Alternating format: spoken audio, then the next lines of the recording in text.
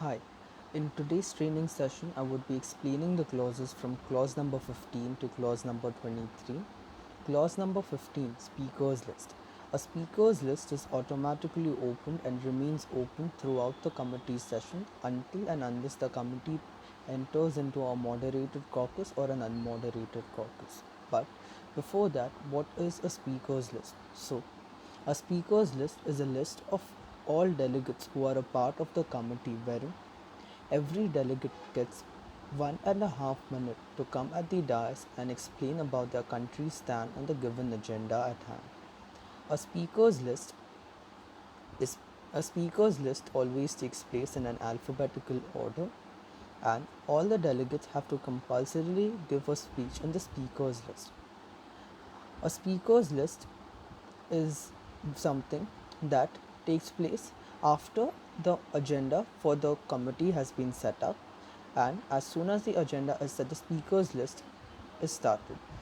Now, clause number 16 of I.I.M.U.N rules of procedure are yields. Now, yields are compulsory and are exercised after a delegate has given his speech in the speakers list. There are three types of yields: yield to another delegate, yield to questions, and yield to comments. Yield to another delegate. Yield to another delegate is applicable if the delegate has more than 15 seconds of his or her time remaining. He or she can give his or her remaining time to another delegate after taking the prior approval or written approval from that delegate. I repeat, yield to another delegate is applicable only if the delegate has more than 15 seconds of his or her time remaining and has taken prior approval from the delegate to whom he or she wants to yield the time. Yield to questions. A delegate can yield to questions. A maximum of 2 questions can be asked to that delegate with 2 follow-ups per questions with the permission of the presiding officer. A presiding officer also has the options to ask questions to the delegates based on the speech given by the delegate in the speakers list. Yield to comments, wherein 2 30-second comments could be made on the delegate's speech by other delegates. Clause number 17 of I.I.M.U.N rules of procedure is moderated caucus. Now, what is a moderated caucus? A moderated caucus is the formal discussion of the subtopic of the main agenda at hand. How do we enter into a moderated caucus? The presiding officer calls out for any points or motions on the floor. The delegate raises his placard and, after being recognized, motion to enter into a moderated caucus to discuss XYZ subtopic for the maximum time duration of 15 minutes and individual speaker time 1 minute. So, the maximum time duration for a moderated caucus is 15 minutes. That is, you cannot have a moderated caucus for more than 15 minutes. In case of multiple motions being raised for a moderated caucus, the presiding officer can select the motion of his choice, that is, by his discretion. Now, a motion for a moderated caucus will pass by informal voting and simple majority. Now, in a moderated caucus, the delegates would be recognized in lots of two by the presiding officer. I repeat, moderated caucus is the formal discussion of the subtopic of the main agenda at hand. The maximum time duration for a moderated caucus is 15 minutes. How do we enter into a moderated caucus? Motion to enter into a moderated caucus to discuss the following subtopic for the maximum time duration of 15 minutes and individual speaker time 1 minute. How do we pass a motion for a moderated caucus? Informal voting and simple majority is required in order to pass a motion for a moderated caucus. In case of multiple motions for the moderated caucus, the presiding officer can choose one on the basis of his discretion. In a moderated caucus, the delegates are recognized in lots of two. Clause number 18 of I.I.M.U.N rules of procedure is unmoderated caucus.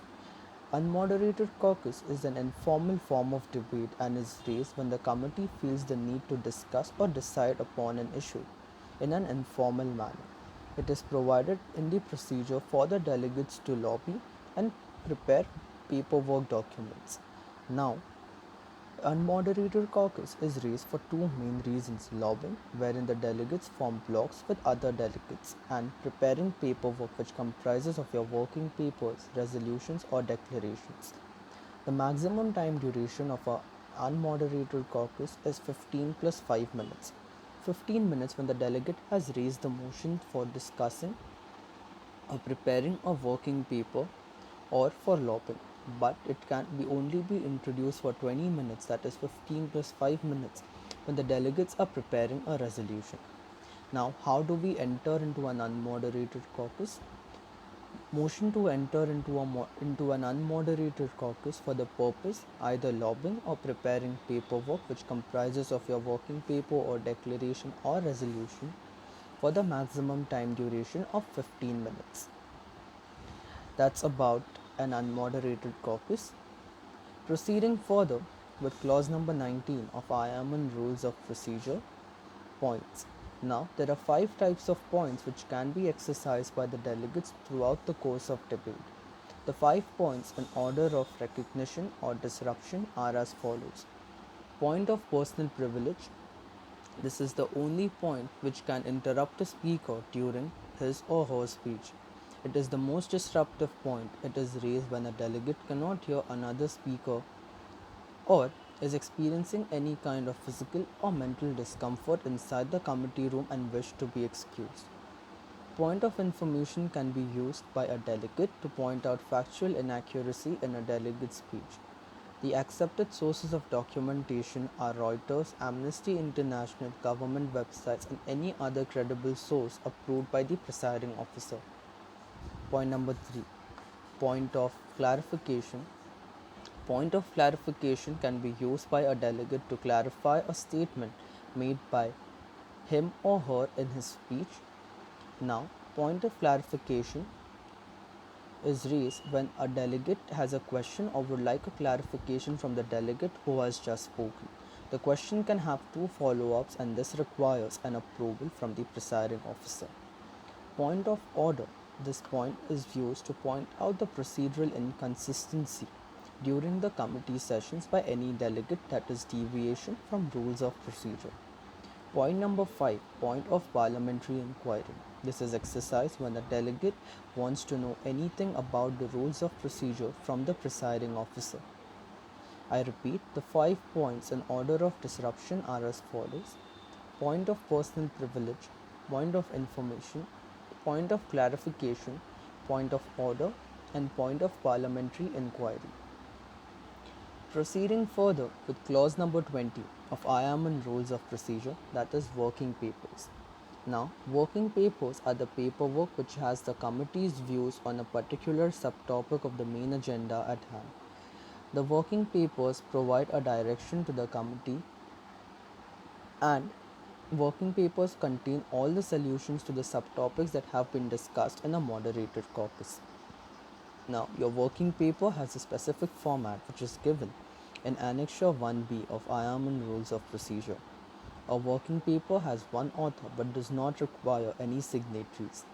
A working paper has a specific format, I repeat, which is given in Annexure 1B of I.I.M.U.N rules of procedure.